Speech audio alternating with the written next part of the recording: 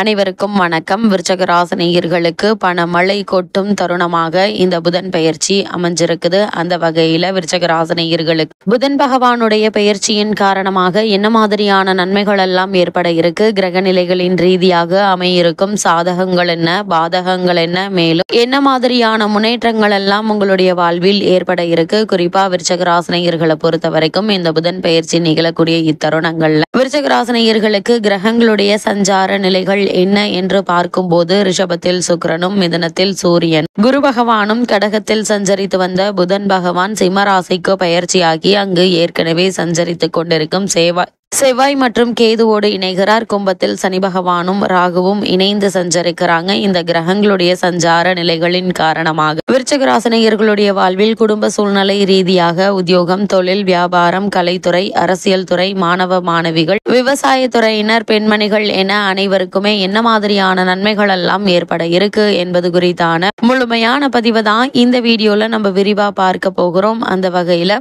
புதன் பகவானை பற்றி சற்று விரிவாக தெரிந்து கொள்வோம். அந்த வகையில் புதன் பகவானை பொறுத்த வரைக்கும் நவகிரகங்கள்ல புத்திக்கும் அதிபதியான சந்திர பகவானின் மகனாக புதன் விளங்குகிறார். ஜோதிடத்தில் புதனை வித்தைக்காரகன், வித்யாக்காரகன் என்று சொல்வார்கள். மாதுளக்காரகன் என்று ஜாதகரின் தாய்மாமனுக்குரிய யோகங்களை கூறுவதும் புதன் பகவான் தான். அது மட்டுமில்லாமல் புதன் பகவானை பொறுத்த வரைக்கும் பொன் கிடைத்தாலும் புதன் கிடைக்காது என்று சொல்வார்கள். அதாவது இந்த இடத்தில் பொன் என்பது செல்வத்திற்கான அதிபதி குருவை குறிக்கும். ஜாதகத்தில் குருவினுடைய பலம் இருப்பதை விட புதன் பலமாக இருக்க வேண்டும் என்பதை சூட்சமமாக குறிப்பிட்டுள்ளனர். கல்வி, கலை, வித்தைகளுக்கு அதிபதி புதன் கிரகம். எந்த ஒரு விஷயத்தையும் கண்ணால் பார்த்தவுடன் அதை கையால் செய்வதற்கு புதனுடைய அனுகிரகம் வேண்டும். கற்றவர்களுக்கு சென்ற இடமெல்லாம் சிறப்பு. நன்கு படித்தவர்கள் கை நிறைய சம்பளம் வாங்குவதை கண்கூடாக பார்க்கிறோம். நம் வாழ்க்கைக்கு அடிப்படையான கல்வி செல்வத்தை வழங்குபவர் புதன். நவகிரகங்கள்ல செவ்வாய்க்கு அடுத்தபடியாக வருபவர் புதன் பகவான். மனிதனாக பிறந்து மனோதிடம் மற்றும் உடல் வலிமையுடன் இருப்பது மட்டும் போதாது, மனிதர்களுக்கு வரமாக இருக்கும். இவற்றை அவர்கள் பயன்படுத்திதான் இனத்தில் முன்னேற்றத்திற்கும் மற்ற இனத்தின் அழிவில் இருந்தும் அவைகளை காப்பாற்ற வேண்டும். அதற்கு அவர்கள் மதிநுட்பத்துடன் செயல்பட வேண்டும். மதிநுட்பம் பெருக வேண்டுமாயின் பல கலைகளை கற்று தேர்ச்சி பெற வேண்டும். சில கலைகளை குருவில்லாமல் பல கலைகளை குருவிடமிருந்து மட்டுமே கற்க முடியும். எந்த குருவினுடைய உதவி இல்லாமலும் இறைவனின் அருளால் பல கலைகளை கற்று இன்று கலைக்கு அதிபதியாக உள்ள புதன் பகவானை பொறுத்த வரைக்கும் புதன் ஒரு விசித்திரமான கிரகம். செவ்வாயை போலவே புதனும் இரு அதிபத்திய கிரகமாகும். ஜோதிட ஆச்சரியமாக மிதுனத்தில் ஆட்சி பெறும் புதன் ஆட்சி வீடான கன்னியில் உச்சம் பெறுகிறார். மீனத்தில் நீச்சம் அடைகிறார். அறிவு, ஞானம் இரண்டிற்கும் இவரே அதிபதியாகி படிப்பறிவு, பட்டறிவு இரண்டையும் மனிதனுக்கு உணர்த்துகிறார். விஞ்ஞானம், மெஞ்ஞானம் இரண்டிற்கும் காரணமாக இருக்கிறார். அப்படிப்பட்ட புதன் பகவானுக்குரியவர் என்ன என்று பார்க்கும்போது புதனுக்குரிய மலர் வெண்காந்தல், புதனுக்குரிய நிறம் பச்சை, புதனுக்குரிய உலோகம் பித்தளை, புதனுக்குரிய நவரத்னம் மகரத பச்சை, புதனின் வடிவம் அம்பு, புதனின் வாகனம் குதிரை, புதனின் ஆதிக்கையன்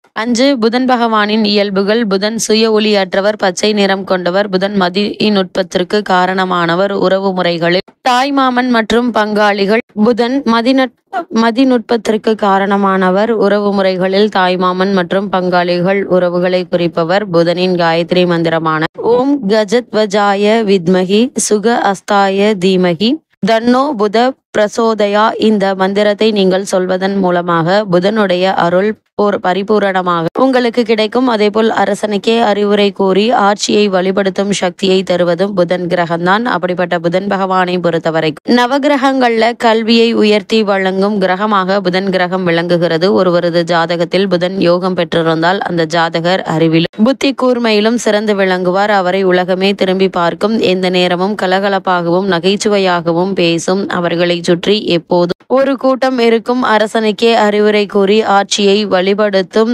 சக்தியை தருவது புதன் கிரகம். ஒருவர் ஜாதகத்தில் புதன் யோகம் பெற்றிருந்தால் அந்த நபரின் ஆலோசனை கேட்க பலரும் காத்திருப்பார்கள். அந்த நபர் மருத்துவம், ஜோதிடம், இசை, ஆயக்கலைகள், கைக்கடிகாரம், மோட்டார் தொழில்நுட்ப அறிவு போன்றவற்றில் ஞானம் பெற்றவுடையவராக இருப்பார். புதன் கிரகம் ஒருவருக்கு கவர்ச்சி நிறைந்த கம்பீர தோற்றம் தந்து அவரை வசீகரிக்க வைக்கும். அது மட்டுமில்லாமல் பிறரால் முடியாத வேலைகளை கூட புதன் யோகம் பெற்றவர்கள் எளிதாக செய்து விடுவார்கள். கணித சாஸ்திரம், வான சாஸ்திரம், கணினி துறையில் சிறப்புற்று விளங்குவார்கள். நாட்டு வைத்தியம் செய்பவராக இருந்தால் கைராசியானவர் என்று பெயர் எடுப்பார்கள். புதன் யோகம் அல்லது உச்சம் பெற்றவர்கள் நவபாசானம் மற்றும் ரசவாத கலைகளிலும் யோகா மற்றும் தியான கலைகளிலும் வல்லுநராக இருப்பார்கள். மிக பெரிய பல்பொருள் அங்காடிக்கு அதிபதியாகவும் வாய்ப்பு புதனால் வரக்கூடியதுதான். நினைத்தது கவி பாடும் திறன், இலக்கண இலக்கிய அறிவு போன்றவற்றை தருபவரும் புதனே. கோவில்களில் இருக்கும் சிற்ப வேலைப்பாடுகளுக்குரிய அறிவை தருபவரும் புதன்தான். புதன் ஆதிக்கம் பெற்றவர்கள்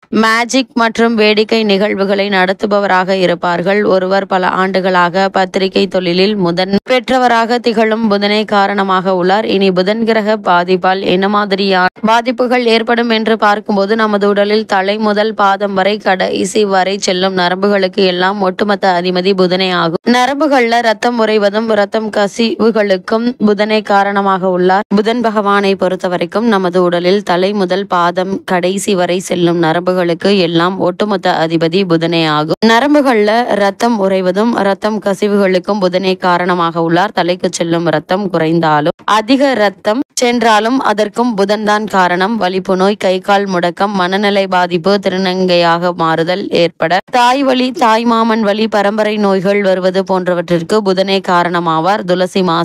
தூசி மாசுக்களால் ஏற்படும் நோய்கள், அலைச்சல்களால் ஏற்படும் நோய்கள், உடலில் வாயு தொல்லையால் தசை பிடிப்பு அல்லது நரம்பு இழுத்து பிடிப்பது போன்றவற்றிற்கு புதனே காரணமாக இருக்கிறார். இப்படிப்பட்ட புதன் பகவான் சிம்ம ராசிக்கு பயிற்சியாகி அங்கு ஏற்கனவே சஞ்சரித்துக் கொண்டிருக்கும் செவ்வாய் மற்றும் கேதுவோடு இணைகிறார். இதன் காரணமாக விருச்சக ராசினியர்களுக்கு மேலும் என்ன மாதிரியான நன்மைகள் எல்லாம் ஏற்பட இருக்கு என்று பார்க்கும்போது, உங்களுடைய ராசிக்கு அஷ்டமத்தில் இருந்த புதன் அங்கிருந்து விலகி பாக்கியஸ்தானத்தில் இருப்பது நல்ல ஒரு அமைப்பு என்று தாங்க சொல்ல வேண்டும். இதனால் விருச்சக ராசினியர்கள் தகவல் தொழில்நுட்பம் மற்றும் ஊடகத்துறையில் உள்ள நபர்கள் புதிய வாய்ப்புகளையும் சிறப்புகளையும் பெற இருக்கீங்க. சற்று புத்திசாலித்தனமாக இருந்தால் உயர்வுக்கான சில வாய்ப்புகள் உணர முடியுங்க. குரு 8ல் இருந்தாலும் உங்கள் தனஸ்தானத்தை பார்வையிடுவதால் பொருளாதார பிரச்சனைகள் என்பது ஏற்படுவதற்கான வாய்ப்புகள் இல்லைங்க. அதே போல கணவன் மனைவிக்குள் இவ்வளவு நாட்களாக ஏற்பட்டு வந்த சண்டை சச்சரவுகள், அபிப்பிராய பேதங்கள் நீங்கி இருவருக்குள்ளும் அன்பும் அந்யோன்யமும் அதிகரிக்க இருக்கு. குறைந்தபட்சம் வீட்டில் அன்போடு இருப்பது கூட